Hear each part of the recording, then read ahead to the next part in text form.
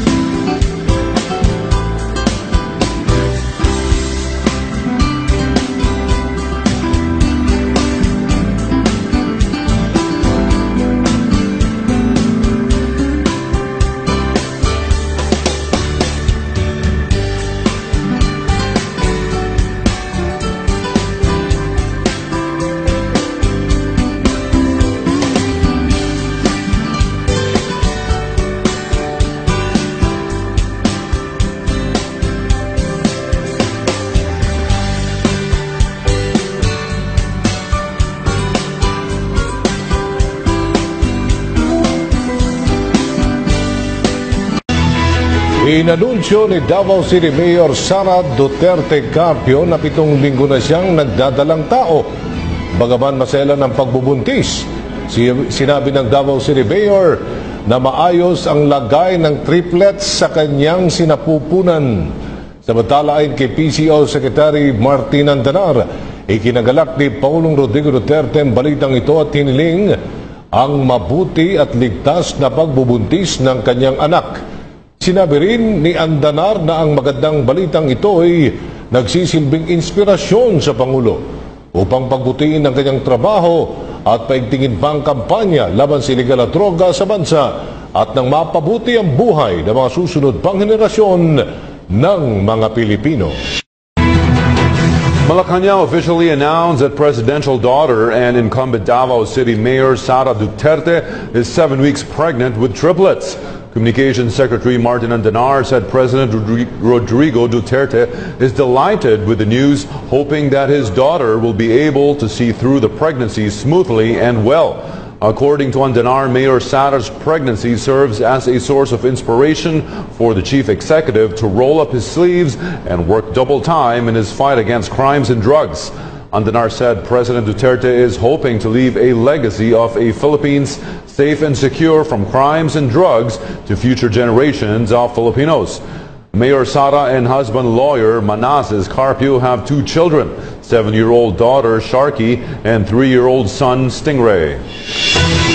Other day po, si Mayor Sara announced that she lost 2 of the triplets.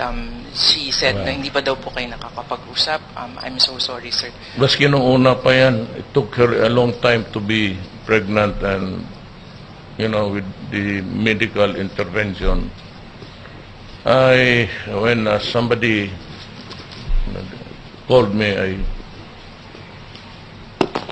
I went to the bathroom and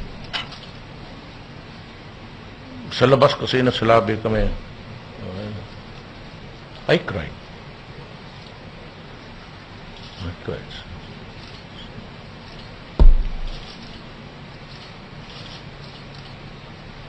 These are the things in life na cannot be assuaged by just, you have to heal yourself.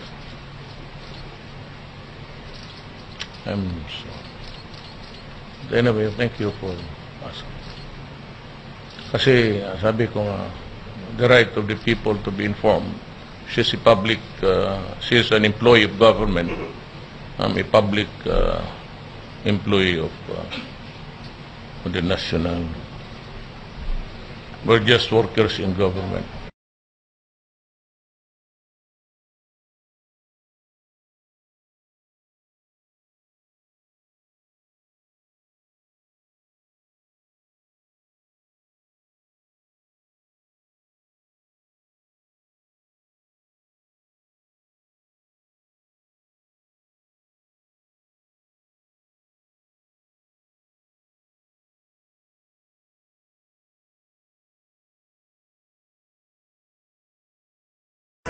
Isinilang na ni Davao City Mayor Inday Sara Duterte ang kanyang healthy baby boy.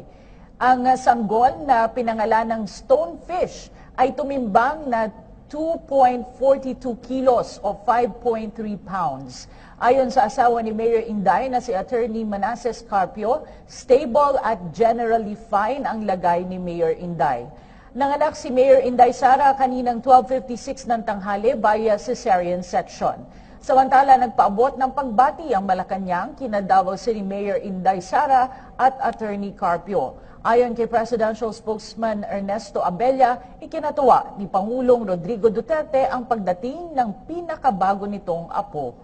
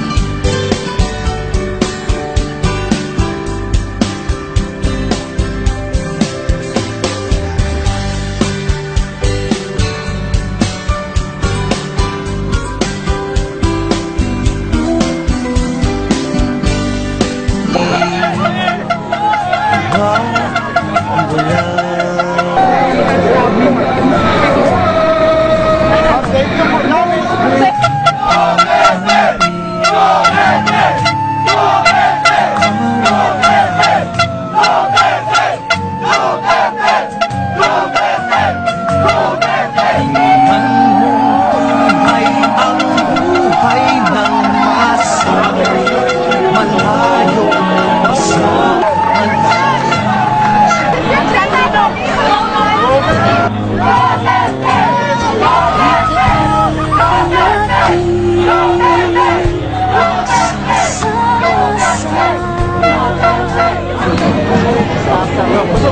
Maayong udto sa inyong tanan. Kabalo naman siguro mo no, ni Ami dinhi sa Cebu karon kay gikan mi og Davao, nagkaravan mi, gikan mi og Agusan, Surigao, pagkahuman naglute mi, nagsamar mi, and then naa mi dinhi sa inyo ha sa Cebu. And nalipay mi kay daghan kaayo mi og parinti og mga higala dinhi sa Cebu. Daghan kaayo salamat. Daghan kayong salamat sa inyong suporta sa kandidatura ni Mayor Rodrigo Duterte. Ako ang amahan. Ug naami dinhi aron personal nga magpasalamat sa inyong tanan. Ato siyang tabangan nga mahimo. Daghan kayong salamat sa inyong pagdawat sa mga dinhi sa Cebu ug mayong udto sa inyong tanan.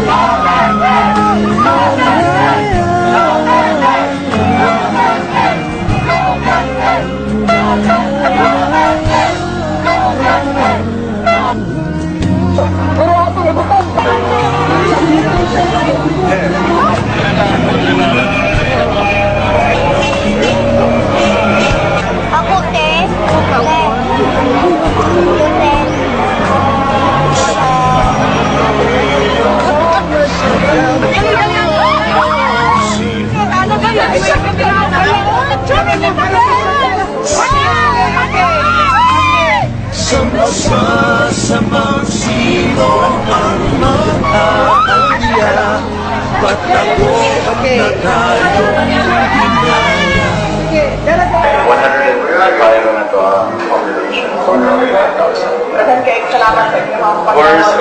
Of course, it's my pleasure. We even made special shirts given Group 30 Christina, you know.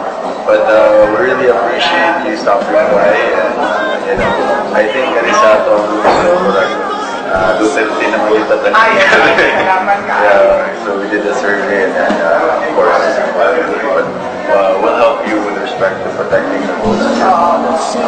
One Cebu, of course.